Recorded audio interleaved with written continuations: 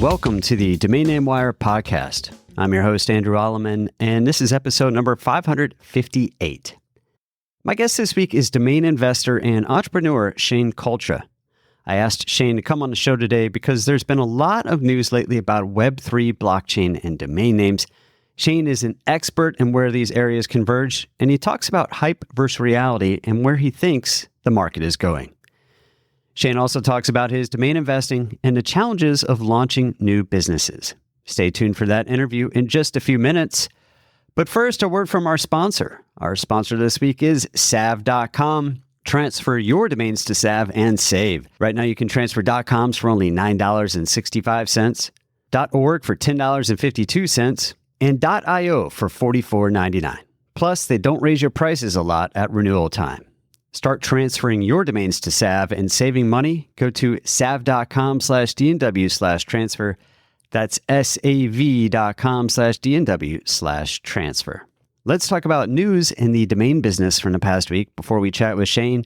On Thursday, Verisign announced its Q3 earnings. Growth in the .com registrations accelerated during the quarter, with 10.6 million new registrations across .com and .net, compared with 9.3 million in the same quarter a year ago, and 10.4 million in Q2 of this year. Overall, the company added 1.45 million domains to the domain base once accounting for deletions. On the financial front, revenue grew 7.3% year over year to $419 million, and operating income increased 5.6% to $284 million. Net income increased 6% to $213 million. In the Q&A section of Thursday's investor conference call, CEO Jim Bidzos says he believes AI is having a positive impact on registrations.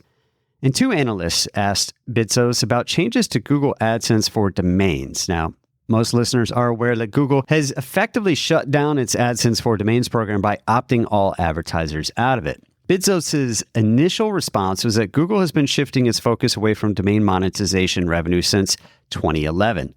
While true, I believe analysts are more concerned about AdSense effectively shutting down the program this year and the impact this could have on domain registrations.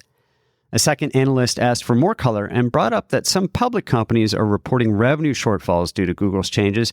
Imagine he was speaking specifically of Team Internet Group.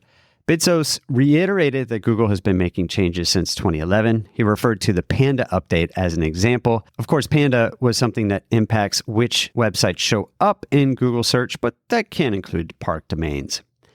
Bidzos said that if your revenue model is to make money on park domains, that's been on a downhill slide for 15 years. Now, none of this, I believe, addresses what impact Google pulling the plug on AdSense for domains program will have. This is clearly a major escalation in deprioritizing paid domain parking compared to what's happened in recent years.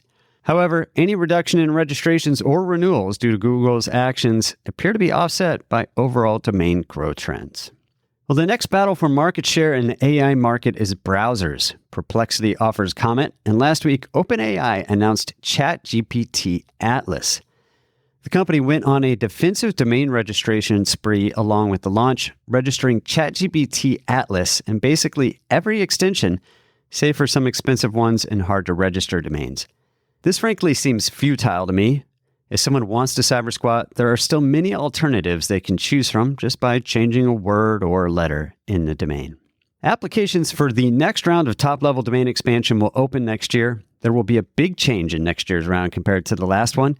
Last time, ICANN asked applicants that had the same strings to figure out amongst themselves who would get the top-level domain. This time, it's concerned that some parties will apply for strings just to get paid off by letting someone else operate them. So it is decided to forbid applicants from talking to each other and settling on their own. Instead, they'll have to compete in an ICANN-sanctioned auction or choose a backup string if their domain is in a contention set. Notably, however, ICANN's prohibition on communicating and partnering only goes into effect after it reveals all of the applications. A couple of domain industry vets have an idea to help prospective applicants work together ahead of this date, or at least understand what their competition will look like. Ray King, founder of Porkbun and Top Level Design, which owned several top-level domains in the last round before selling them to GoDaddy, and attorney Mark Trachtenberg have created Early Warning Report. You can see that at earlywarning.report For a fee, potential applicants can submit the strings they plan to apply for and then get notified if another person using the service also plans to apply for it. This way, they can decide if they want to work together or abandon their application. Then, after applications are due, but before they are revealed, applicants can get notified if another participant says it has submitted an application. It's an interesting concept, and I'll be curious to see if applicants decide to use it. A couple of housekeeping notes before we chat with Shane. Congratulations to Leanne McMahon, who won this month's Domain Name Wire Trivia Contest. She won a $500 credit to Spaceship and a 1-year name bio membership. And a reminder to download the Domain Name Wire app for exclusive in-app features like expired domain lists. Go to dnw.com/Apple or dnw.com/Android or your app store on your device to download the Domain Name Wire app. More news is at domainnamewire.com, including a couple of reverse domain name hijacking decisions. But now, let's chat with Shane.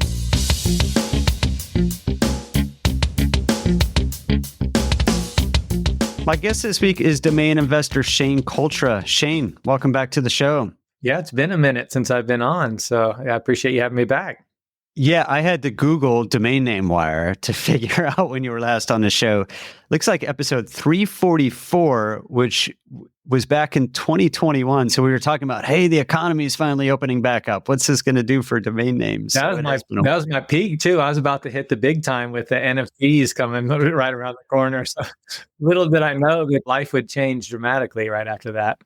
And maybe This is a good sign for today. This is a new time turning the corner. Big things about to happen. There you go. It's great to have you back on after so many years. And let's see, next week is NamesCon. Are you going to be going? Yeah, I love the switch to Miami. I am so tired.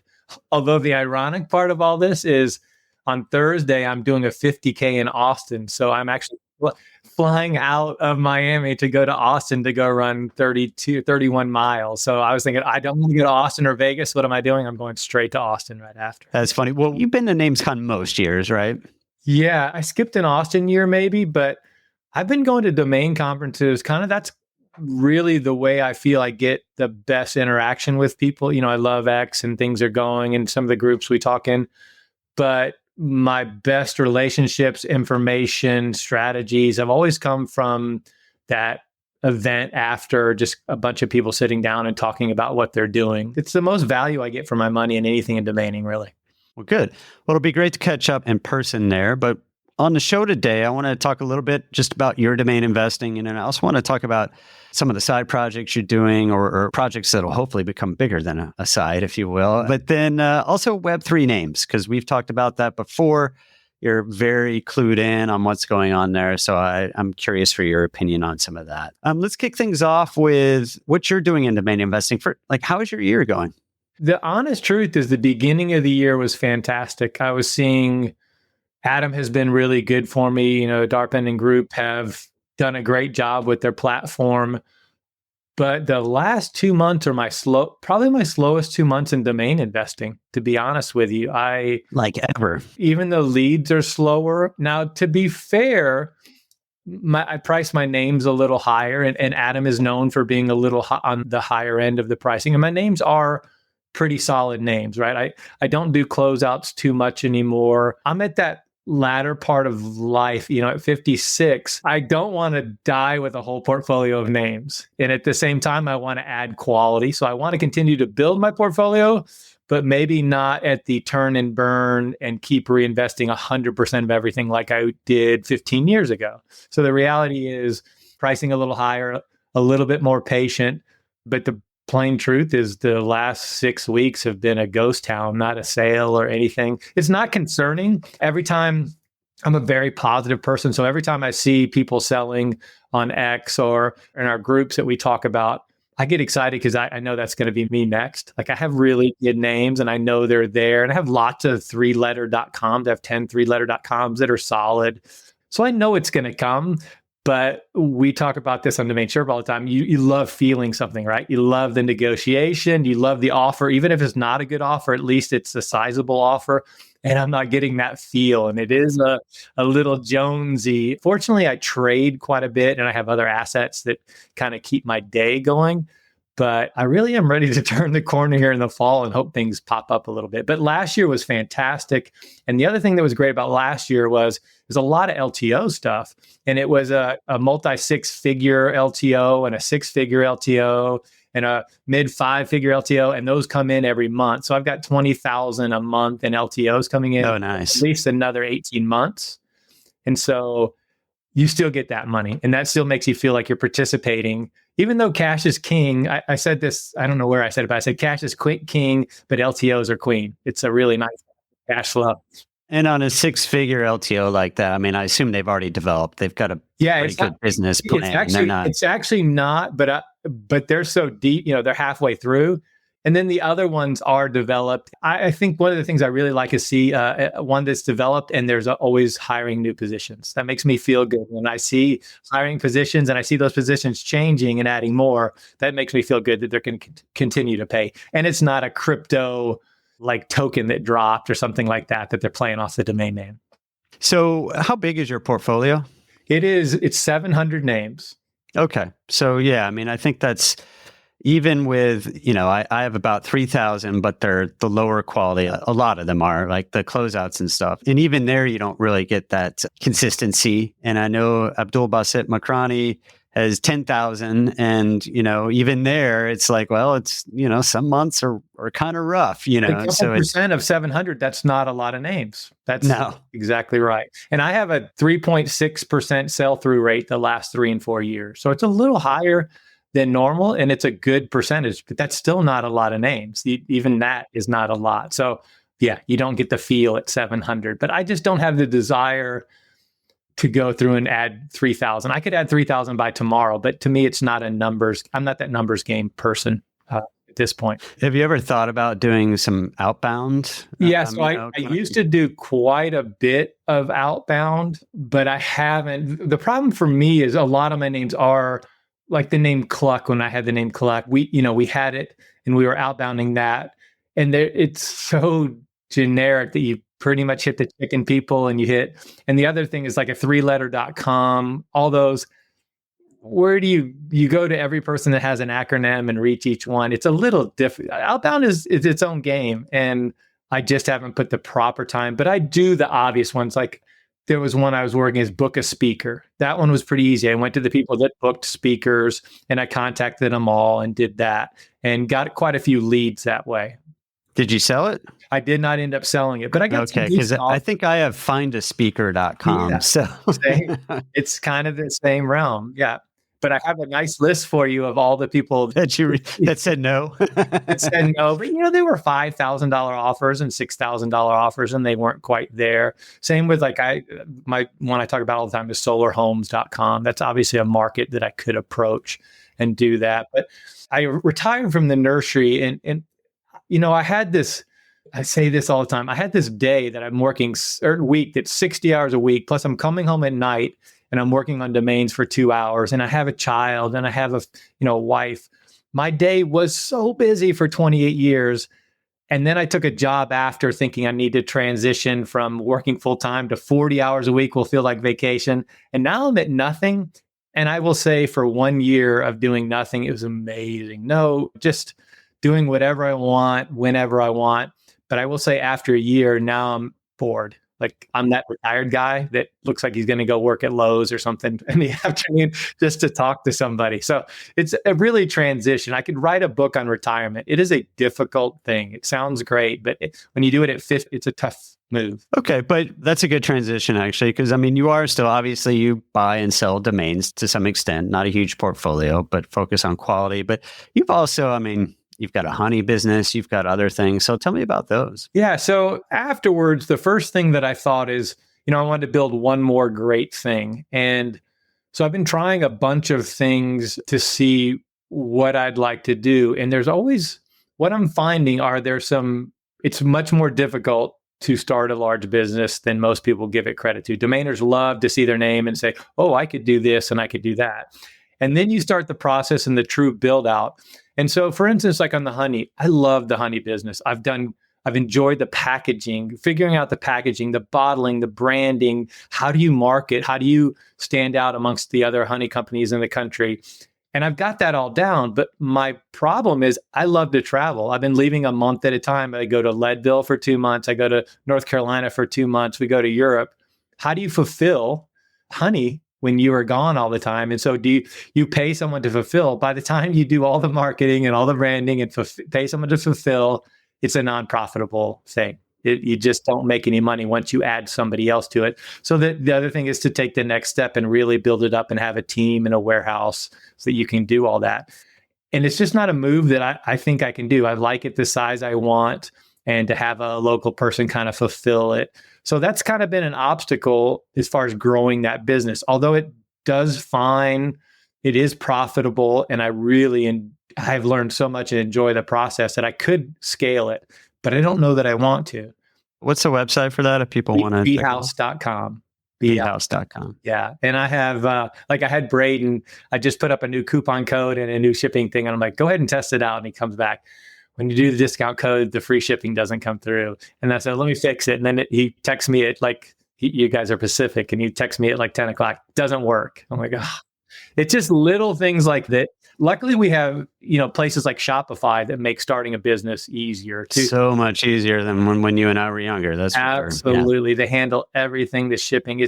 You truly can start a business with a company like Shopify behind it. But there are obstacles and things you have to think about is what does this entail when you're going to build this business? Not just the hours, but the intricacies of it and the specialty of it. And then that'll take me to kind of the new thing that I was doing. Obviously, plants are my thing. I love plants. I love talking about them, and I could all day. And my thought was to start a website sharing that information and build a brand around it. And here are the obstacles that I faced with that. One, with just trademarking botany, I can't get any trademarks plant related. None. I can't protect the brand. It's too descriptive. It literally means plants. I lost all 5 that I attempted, whether it's clothes. I couldn't even get botany clothing. I couldn't get anything botany to protect it. 2, the entire market is social media. You have to build your audience through social media before you build the website. It doesn't work that way anymore. If you think you're going to build a website and just start advertising and building it through that way, impossible. Every successful venture has started at this point in time with a personality on Instagram or TikTok or X, and then built a brand behind that. So they bring the audience and then start selling product. That's what the business model is. I've talked to several people. I've had hundreds of meetings, and every successful story I've seen has been that route. I switched from the website to media, and then I realized that's a lot of work. That's every day. That's devoting full time to that. And a person that's not motivated to do that every single day and is not at the nursery, who was avoiding to go to the nursery every day, that's what I need to do, is go to the nursery every day and do the media site. So I narrowed it down to a newsletter to get my flow back, to write every week. And that's been successful. It's 1,000 people that read it every week. And 1,000 is not a small number. And what I find is building through people saying they like the newsletter and telling their friends, and it's building that. And it's at botany.com. And it's been enjoyable. But again, the scale side of it, I have to decide if I'm going to really dig deep into it. And I've talked to several people in that space, and they all think I should, that, they think I'm good on camera. I've been very positive to do that. But again, it's an obstacle. You really have to go all in. So to summarize everything we've talked about, to truly do something, you just have to be all in. The way I'm doing it is not going to work. That's what I've decided the last couple months. I will have to really go all in on whatever I do next. And I will. I just have to decide by the end of the year what that's going to be, because I'm doing too many things and not able to put full effort into it. Right. Well, the good news is you just picked up a new subscriber to Botany in the past 60 seconds. And I'm sure people listening to this show will hopefully sign up if they have any interest in it. Yeah, it's fun. It's usually pretty interesting. I try not to do the obvious stuff, as, like last week I did talk about bringing in plants for the winter, because we're all about to hit winter and when to bring things in. That's not for everybody. But honestly, everybody's probably got a house plant that they set outside for the summer. I've got these fungal gnats flying all around the house right now that my wife is on a mission to destroy. And those questions never stop. Elliot got a plant from me, and he's growing it on and having a great time watching the plant grow on. So I will always be a plant guy. I'll always love plants. I've got 30 years of incredible information and lots of opportunity. Even today, people are asking me about farmland and the value. And the other day, I got a lot of emails because a garden center in Virginia sold for $160 million because their land was on the data center land right there in the hub of Virginia. And it sold for $4 million an acre. And people said, "You don't have land in Virginia, do you?" And I go, No. "I have land in Virginia." Yeah. Well, and one of the things you brought, I mean, the media business now, especially with ChatGPT and AI too, is totally changing that, right? You think about sites that are like how-to sites. Now if I have questions about my plants, I don't Google and then go to a site. I ask ChatGPT or Perplexity, how do I solve this issue, right? What you're building is literally now a site to be the back end for GPT to answer questions in the hope that someone will get the answer and click on the little link in GPT to find out a little bit more than what they just learned. Agentic shopping, I talked about this on X the other day. You have to understand that people are going to do most of their commerce and question answering starting through GPT of some sort, some LLM. You have to partake in that, whether you're an investor in the back end that allows that. To me, that's where my stocks have really switched to agentic shopping and agentic modeling to help businesses in this transformation. I think that's $1 billion, $1 trillion business of helping what we're talking about. How do I do that? How do I participate? How do I make sure to take advantage of that? And if you have just an informative site that goes through Google Ads, you're cooked. It's not. Yeah. I was just yesterday, I needed some sweatpants and started that on ChatGPT. I'm like, hey, I don't want these crappy sweatpants. This is what I want. Ultimately, it led me to Amazon. I ended up buying the product on Amazon, but it gave me the options there, and it is changing a lot. I think where there is a tremendous opportunity are the trusted sources. So I use this all the time. There was a guy that used all kinds of sports and stuff called DC Rainmaker. If he tested out a running watch and he told you what the good and the bad are, he's done such a good job that if he said it was really good, I bought it. And that gets back to you've got to be all in. You've got to be that one person for that one thing. Yeah. I mean, domain name wire, search traffic's down, but people come back to it, right? Because they want to see. You are the trusted source in domain names. Like that's what you've established that, and you will continue to be that source. Whereas all the other ones that are kind of piddling around and in and out and partially, they're not going to come back to that once they've found it on GPT. Yours, they will, or a trusted guy that knows his bikes. Let's say he knows his mountain bikes and his road bikes. Somebody's looking for a bike. They'll probably come back when they want more gear. The trusted source influencer is the most powerful person on the internet right now, in my opinion. Yeah, absolutely. Good luck with those businesses. So if anyone wants to subscribe to a newsletter, check it out. Shane is a great writer, so I look forward to getting those. And then, of course, beehouse.com for the honey. But I want to pick your brain a bit here on web3 names. So we've talked about that, you and I, just offline a lot. And I've had a lot of people on the show. I know you worked for a little while for D3. I've had Fred Shu on the show a couple times. I've had Unstoppable on the show. There's Free Name out there. There's Handshake, all these sorts of things. Where today in October 2025 would you say the Web3 naming ecosystem is, and what do you think the opportunities are? Yeah, so it obviously has shifted throughout the last 12 months, right? We've seen everybody pivot. Like it doesn't matter what the company is, where they started and what they thought they would do and where they are now are a completely different space. My thinking has shifted. There is no doubt in my mind that blockchain as a technology will be an important part of commerce trading. You're already seeing the stock market has already admitted they're going to move to 24-hour trading. They're going to move to tokenized stocks so that you can trade through that. Blockchain in general makes that much easier. What's been pivoting is where and how.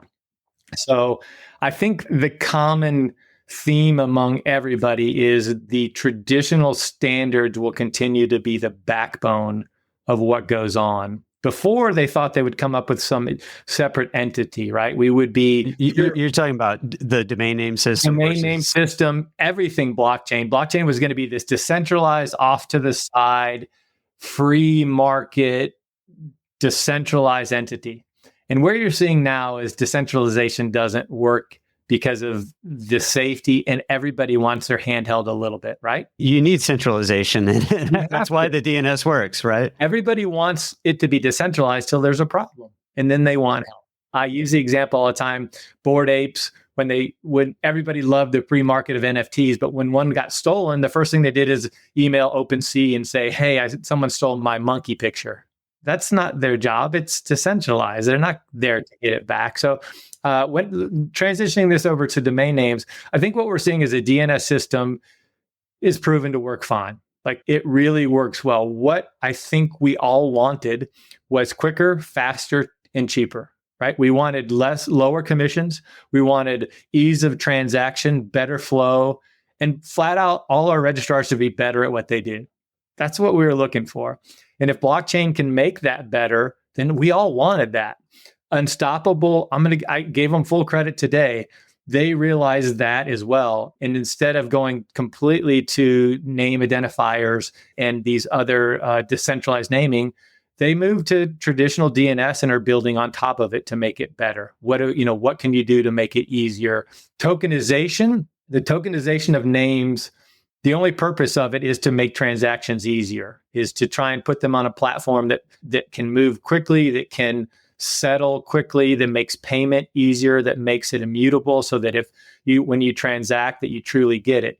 But it's still being built on top of the DNS system, right? Where I differed from some of the companies out there is I feel the registrars need to participate. If you want this to truly work, the Dynadots and the GoDaddies and the registrars have to participate because they're the ones that can control the market right now. That's where I get my name at. That's where I keep it. Unless you want to form another registrar like Unstoppable has, you need to be partners with them. That's how I look at it. That's where I see the issue is if I'm going to tokenize a name, it needs to either be at the registry level that it's automatic and it works together and they're a pair forever, or the registrar ensures that it's a pair forever.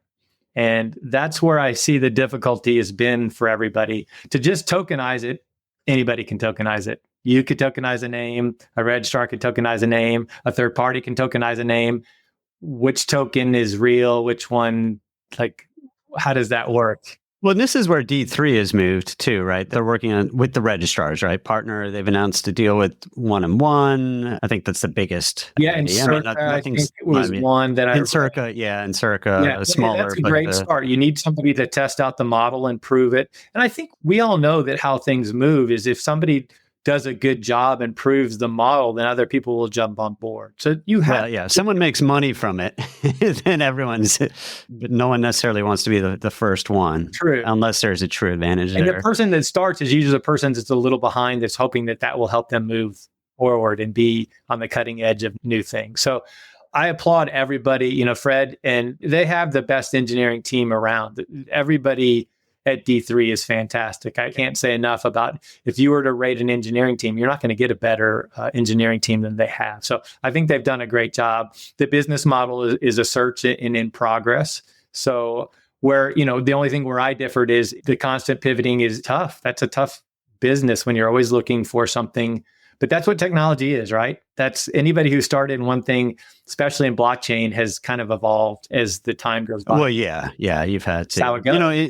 An interesting thing about Unstoppable too, who has shifted their model several times, is they discovered that they needed to hide the blockchain technology, right? They needed to kind of put that on, if there's a way to use it, great, but the end customer, most of them don't want to know, they don't want to get involved. I don't want to sign anything. I don't want to have to learn something new. I just want it to work like I know. Yeah. I mean, for instance, and I use this all the time when I was working in blockchain quite a bit, some of the bigger companies, like Western Union, when you send money to a foreign country, say you work here and you send it to Mexico, you're sending it with blockchain, but they don't care. All they want to know is instead of being $15 to send money home, now it's 15 cents. The other side gets the money and they get the cash out. They don't have any clue that the transaction was on blockchain.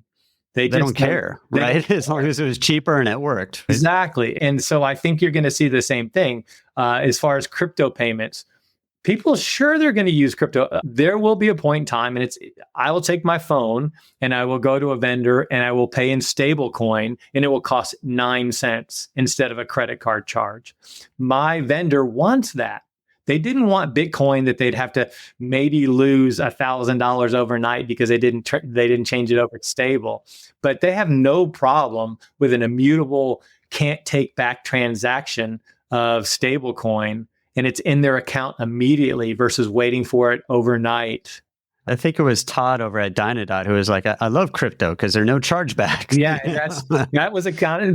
I'm not going to lie, that's a conversation Todd and I talked about when Todd was thinking about it. Those are discussions I had with him. I work with them, off and on things. And I said, think about that, no chargebacks, the percentage. And he even get to the point where he gives a discount because he knows he's saving 2%. I'll give you some of that. Like, I will literally give you some of that money back for going to crypto.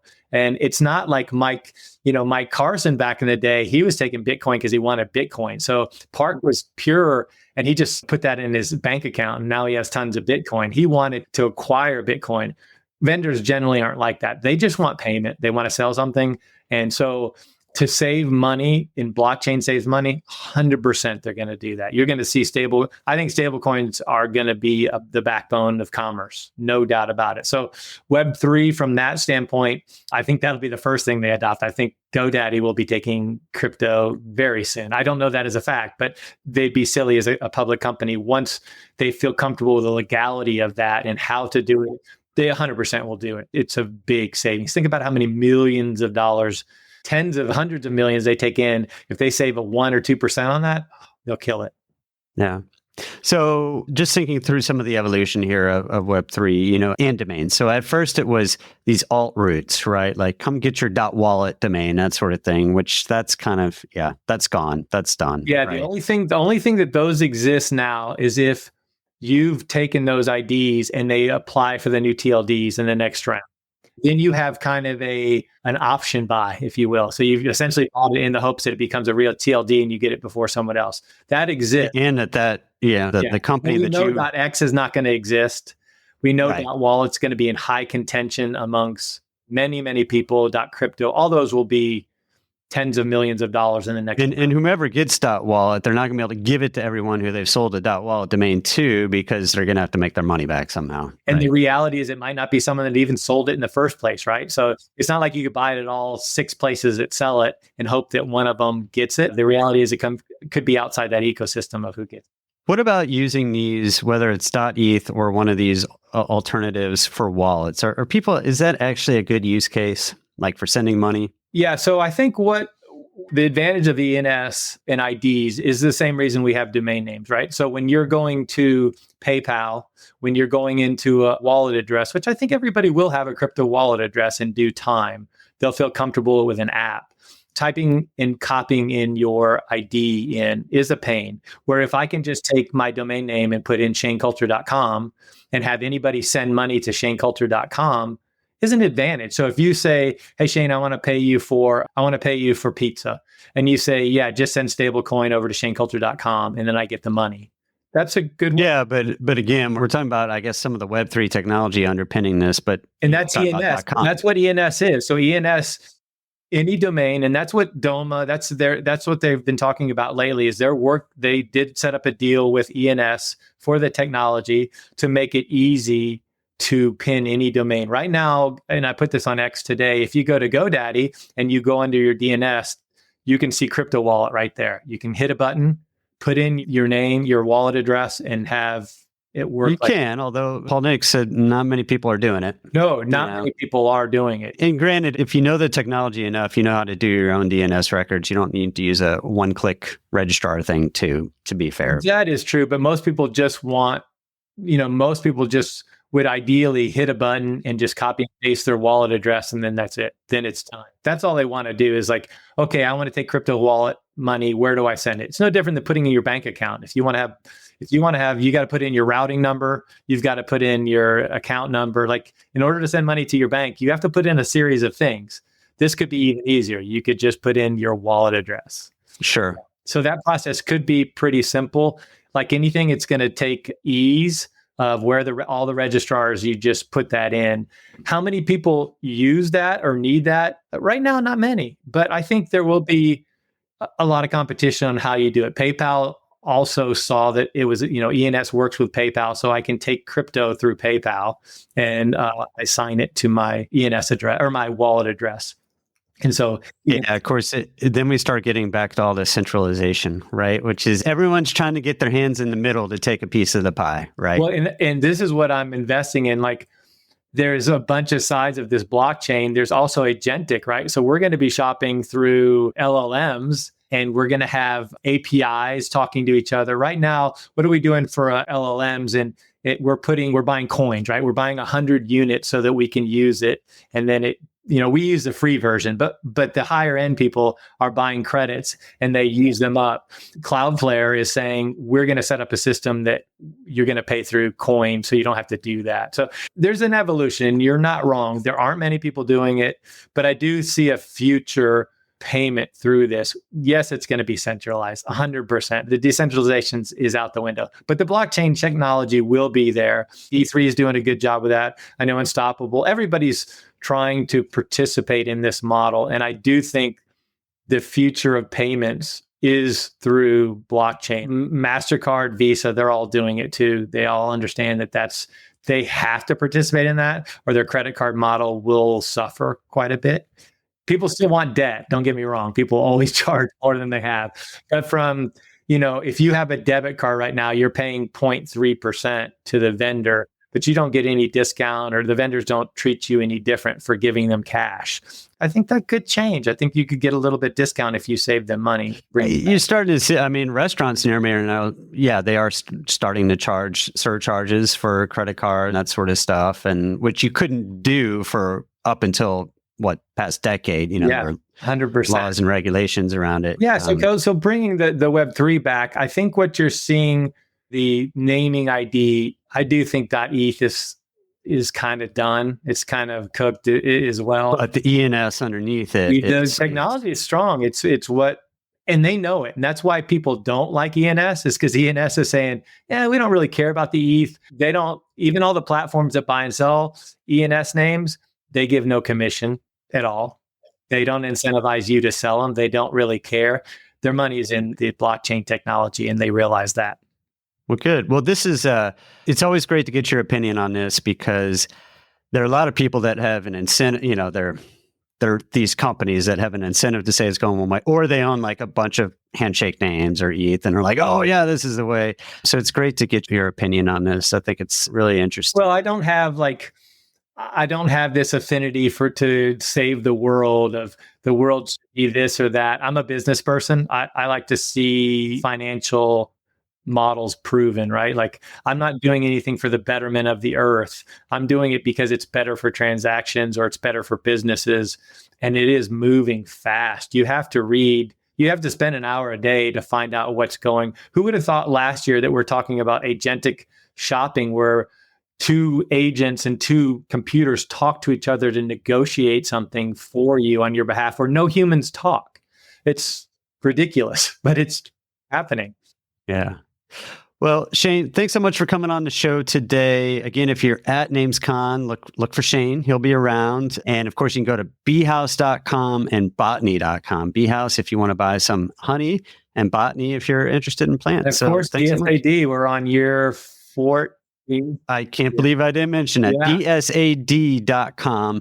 Every day, or is it every weekday, or every day? Only Travis missed coming home from Hawaii the other day to make 15th miss. We've only missed 15 days in 14 years. So lists of expired domains to buy. Yeah, we go through every single domain at every auction house to try and kind of name.